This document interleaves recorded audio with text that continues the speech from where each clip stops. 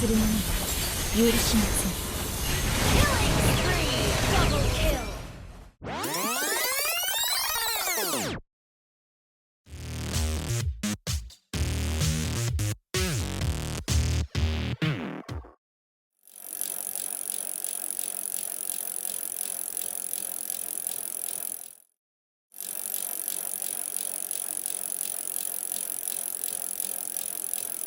What up, humans? Kurumi here, and welcome to the Mobile Legends Re-Boot Camp. Re-Boot Camps are usually made when there is a request from the higher-ups for a boot camp of a hero that has been already made. In this video, we are going to talk about the marksman hero, Miya. Miya has a good set of buff area of effect, slowing effects, and crowd control skills. Our Moonlight Archer, Miya, is a marksman hero.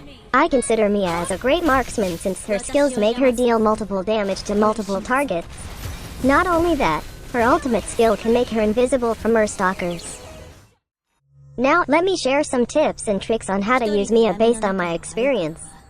We will also teach you some combos and techniques on the latter part of this boot camp. But before that, let me explain her skills one by one for further understanding.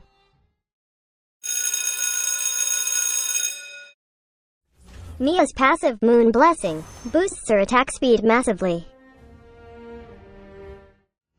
Each time her basic attack hits an enemy, her attack speed will be increased by a certain percentage.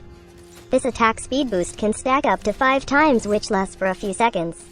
After reaching full stacks, Miya summons a Moonlight Shadow which will deal additional physical damage to the target. The damage of the Moonlight Shadow can deal critical hits, but it doesn't carry attack effects.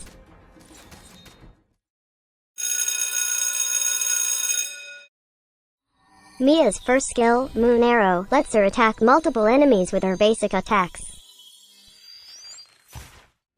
Using this skill will buff her basic attacks for a short while. The buff will split her basic attacks and will release additional 2 arrows. These additional arrows carry basic attack effects. The damage of your basic attacks on the main target is stronger compared with the arrows from the split.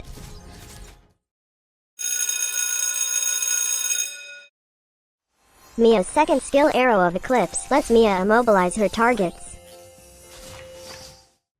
Using this skill will shoot an empowered arrow from the sky to a specified area. Upon the landing, the arrow deals physical damage to enemies in the area and immobilizes them.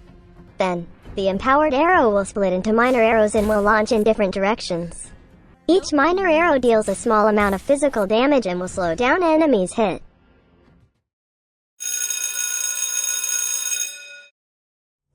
Miya's ultimate skill, Hidden Moonlight, lets Miya be invisible from her stalkers. Upon using this skill, all the buffs applied on Miya are removed right away.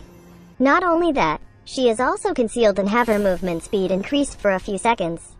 After the concealment, she gains full stacks of her attack speed boost from her passive skill.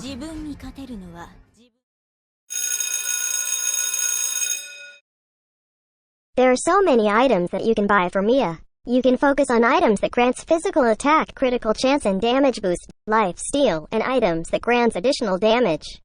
You can consider the push-up build if you prefer to push lanes and destroy turrets faster. You can also consider the anti-burst build if you are against burst physical damage heroes like Aldous and Hilda. But let's talk about the Kurumi way further. As for starting item, you can consider Swift Boots. Swift Boots grants additional attack speed and movement speed. Having additional attack speed will make your attacks faster. This will let you deal lots of attacks, especially during team fights. You might want to consider Scarlet Phantom. This item grants physical attack, attack speed, and critical chance. Its unique passive grants you additional attack speed and critical chance after dealing a critical hit to an enemy. This buff lasts for a few seconds. You might want to consider Berserker's Fury. This item gives you additional physical attack and critical chance. Its unique passive grants you additional critical damage on your critical hits. Also, dealing critical hits will increase your physical attack by a certain amount for a short period of time. You can consider buying Demon Hunter's Sword. This item gives you physical attack and attack speed. Its unique passive will give a bonus effect on your basic attack. This bonus effect will deal a percentage of target's current health points as additional physical damage. Demon Hunter Sword's another unique passive grants a certain percentage of lifesteal for a few seconds on each basic attack. This effect stacks up to 5 times. You might also want to consider Haas's Claws. This item grants you life steal and additional physical attack. Its unique passive will grant you extra life steal when your health point reaches a certain point. Lastly, you might want to consider Blade of Despair. This item grants additional physical attack and movement speed. Its unique passive will give you additional physical attack when the target's health is below a certain percentage. The movement speed bonus can also help you chase enemies or escape death. The item build for Miya really depends on the enemy's lineup. So make sure to read each item's descriptions so you can adapt in-game.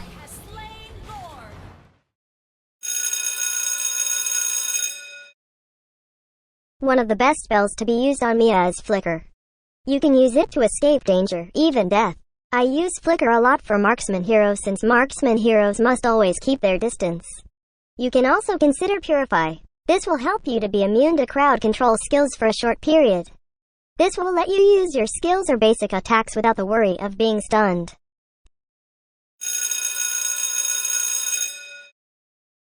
In my opinion, the best emblem set to be used is the Custom Marksman Emblem set. Custom Marksman Emblem could provide extra stats according to your needs as a marksman. Set fatal to its max level because it can give you extra critical chance. Higher critical chance means higher chance to deal critical damage.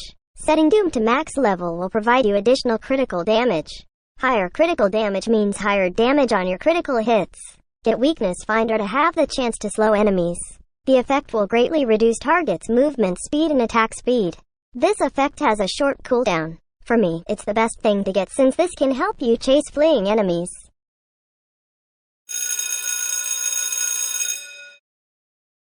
Set first skill to max level first. Prioritizing this makes the base damage of this skill higher and the duration longer. That means you can deal more damage to multiple enemies for a longer period. Prioritize second skill less since your first skill is what you need to deal more damage to enemies. Always upgrade the ultimate skill when available for upgrading. Miya's passive skill is what you need to shoot more arrows. Each basic attack she deals will grant her stacks. Each stack will increase her attack speed. You can see the number of stacks she has under her health bar. When she reaches full stacks, a Moonlight Shadow will deal additional damage to the target she is attacking. Take note that the Moonlight Shadow's attack doesn't apply basic attack effects, but it can deal critical hits which can be a bonus for offensive purposes. The attack speed boost and the Moonlight Shadow attack damage can help you farm easily. You can also push turrets easily because of the attack speed bonus and the Moonlight Shadow damage. Even the Lord won't stand a chance against you because of your attack barrage. Miya's first skill is what you need to deal more damage in team fights. Using this skill will buff your basic attacks to shoot 2 secondary arrows. The main arrow will deal the most damage while the secondary arrows will deal just a percentage of your attack damage. You can use the multi-arrow basic attacks to clear up the minion wave easily even in the early game. So in the late game, it's just like the enemy minion wave just said hello, and then say goodbye after that. This also lets you shoot as much enemy heroes as possible during team fights to be a more effective damage dealer. Also, the secondary arrows can help you gain charges for your passive skill to reach full stacks in no time. And also basic attack effects are applied to the secondary arrows.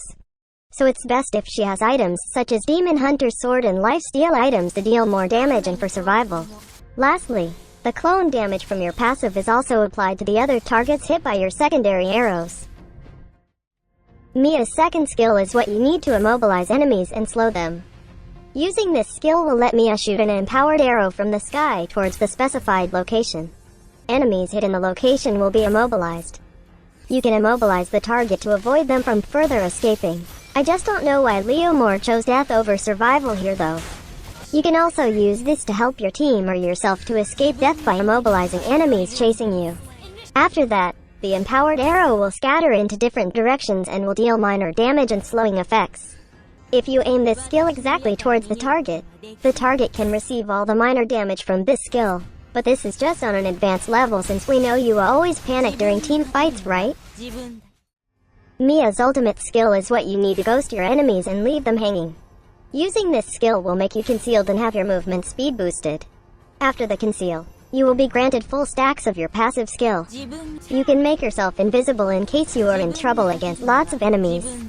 Just like how someone ghosted you for granted. The invisibility and movement speed boost can also help you escape near-to-death experience. You can also fool enemies by using bushes to your advantage. Getting out of conceal grants full stacks of your passive, which can help you send the target to the afterlife in no time. Even if you are invisible, some area of effect skills still might hit you. We will show you our experiments about this later on. Not only this skill can make you invisible, it also removes debuffs from you upon using. You can get out of debuffs such as immobilization upon using this skill. We will show you some of our experiments later. Here we are again with our experiments. We have our Wakandian brother, Rakuten, to demonstrate with us some heroes that can greatly counter or dominate Miya in-game. First, let's try which heroes can counter Miya's pro-ghosting skills with her ultimate skill. Let's try if Raphaela's first skill could reveal Miya. As you can see, Miya was revealed even if she went invisible. So never try ghosting Raphaela because she can still see through you. Next, let's try if Claude's ultimate skill will still shoot Miya while invisible. As you can see, Miya didn't receive damage when she went invisible. Claude probably doesn't have a third eye. Next, let's try if Yuritel's second skill can scare Miya to reappear. As you can see, Miya didn't reappear, but she was damaged by Leo's roar. She is really a persistent ghoster indeed. Next, let's try if Hayabusa will still continue his ultimate skill when Miya goes invisible. As you can see, Hayabusa was still delivering the slashes in the afterlife. So that's how you counter people who ghost you. You should be ghosting them too. Next, let's try if Wan's ultimate skill will still continue after Miya goes invisible. As you can see, Wan has a third eye that lets her shoot Miya even if she is invisible. So never try ghosting Wan, okay? Next, let's try Miya's ultimate skill's debuff removal against other hero skills. Let's try if Kaja's ultimate skill can be removed after using Miya's ultimate skill. As you can see, her ultimate skill can't be used during Kaja's ultimate.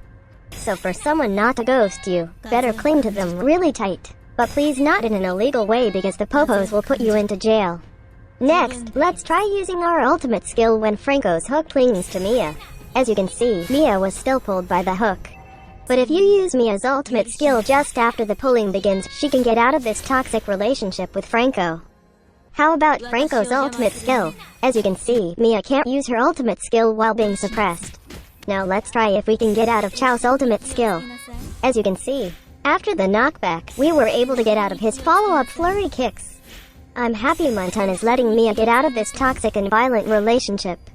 Next, let's try if we can get out of Sylvana's ultimate skill. As you can see, she just walked out there like a boss. But if Sylvana aims her ultimate skill where Miya's at, even if she is invisible, Sylvana's ultimate skill will still hold her. Now, let's try it against Spirit's ultimate skill. As you can see, we were able to get out of his tongue action. But if you use your ultimate skill at the wrong timing, you will suffer pleasurable death with his tongue. Now let's try if we can get out of the series of knockups from Minotaur's ultimate skill. As you can see, even if we were able to get out of one knockup, we were knocked up by the other instances. So if you want to escape from this, either use the Purify spell or use her ultimate skill on the last knockup instance.